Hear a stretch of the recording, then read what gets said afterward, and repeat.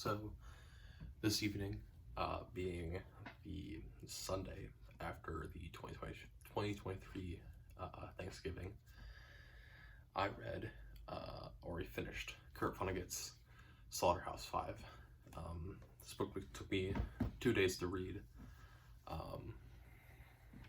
Yeah. Lots and lots of things going on in this book. I'm a fan of Kurt Vonnegut. I think that if more Gen Zers read, Kurt Vonnegut will probably make another comeback, because I think the stories and the way in which he writes kind of resonates with this more avant-garde style of reading that we as Gen Zers have. I am admittedly on the older side of Gen Z. However, I'm still in there, right? So yeah. Book itself, really famous for its very anti-war sentiment, which is fairly easy to see. This book is more or less inspired by Kurt Vonnegut's own interactions with Dresden. He was there for the bombing of Dresden, and this really speaks to be his way of trying to talk about what he saw and what happened in a way that makes sense, or at least makes sense to him. So that's really what I got away from it. And of course, with that, there's going to be anti-war sentiment. So yeah, really interesting book. I think another really big thing to take away is this kind of constant trip between fatalism and determinism and free will. This book very much ends up skewing on the side of determinism. What is set, and what will happen, right? Which is, of course, very disheartening to a lot of people. However, Vonnegut then kind of goes and makes it into well, this is what one of the predominant religions in the world thinks. It's the Catholic fatalism, which a lot of people tend to not talk about. And I think it's just because people don't like to see Catholicism in that way, I guess. But it's just the idea that because God has things set in motion and things are going to happen to you and everything happens for a reason, therefore everything has already been predetermined to lead you to a specific point. And therefore, you're a fatalist if you believe in that sort of God. Which isn't a fun thing to read for a lot of people, but I agree with it, right? So that's that.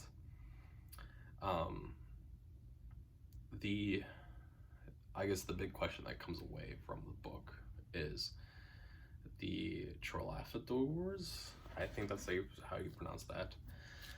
I just kind of looked at it and said trad every single time I read that word. The question is that real, or is that kind of made up?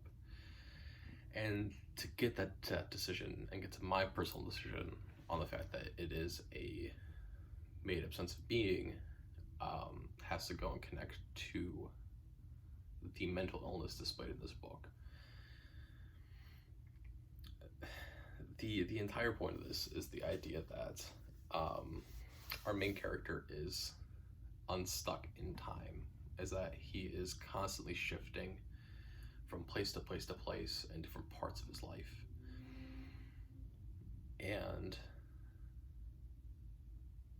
the story gets told and then retold by the writer, because the writer and main character aren't the same person.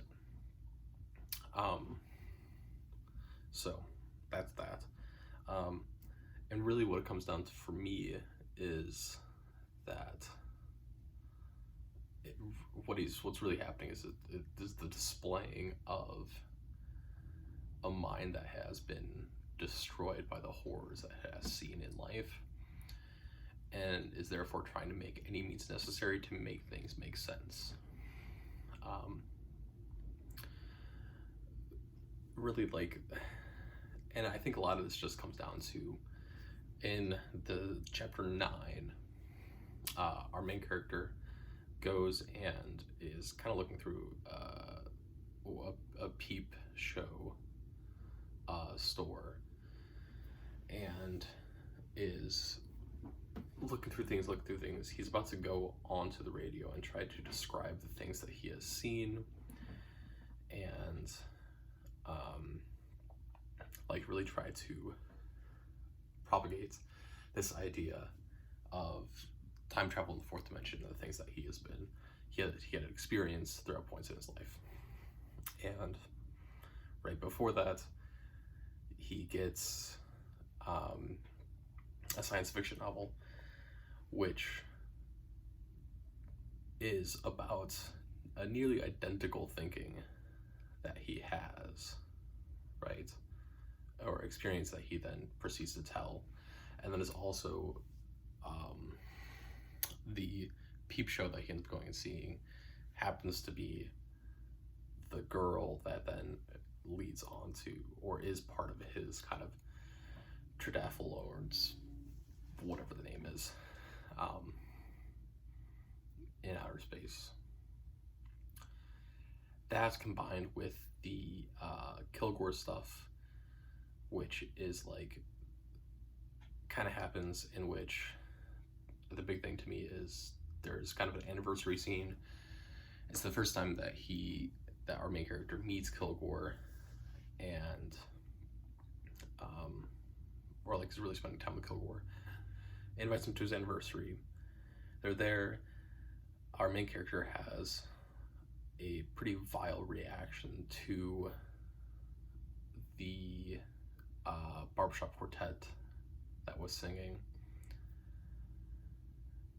Kilgore thinks that what has happened is that our main character is just kind of seen through time and is connected to some sort of other life that has made him violently ill. But then what we see is that in reality what has happened is that the barbershop quartet and the way that they look is very similar to one of our main character's actual experiences that he had in Dresden, in which after the bombing, he's a crowd of guards that looks like a barbershop quartet because they don't look like soldiers.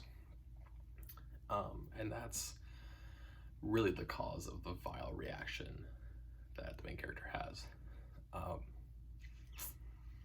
So, like, because of that, I don't believe that the outer space stuff is real.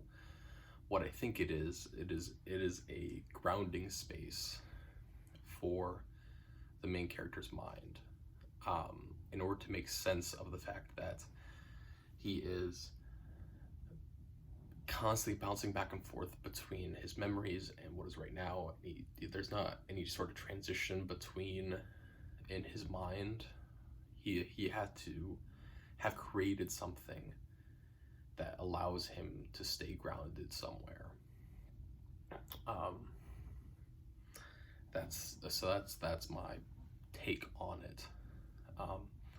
It's kind of hard to confirm that because the story is told out of order, and even though that it kind of goes along linearly throughout each part, you can't tell what the timing is between the other parts, if that makes sense. So you can't tell where the actual time jumps are within the set story. I guess another thing to kind of back that idea up, is that time and time again there is this thinking that whenever he goes back and lives his early life, is thinking of how we raise boys into that or raise children in general, is that you throw them in the deep end and you hope that they swim, and that's that. And that children will just kind of figure out, and people will just kind of figure out a way to survive. And I think that kind of just ends up showing up again in his current life, which is him at 40-ish, I think. Right? It's this idea that he has found a way to survive, and he's found a way to make sense of the world, even if it doesn't actually make sense. But in a way, it does. It's the only way to make it make sense. So yeah, that's that. Really, really good novel.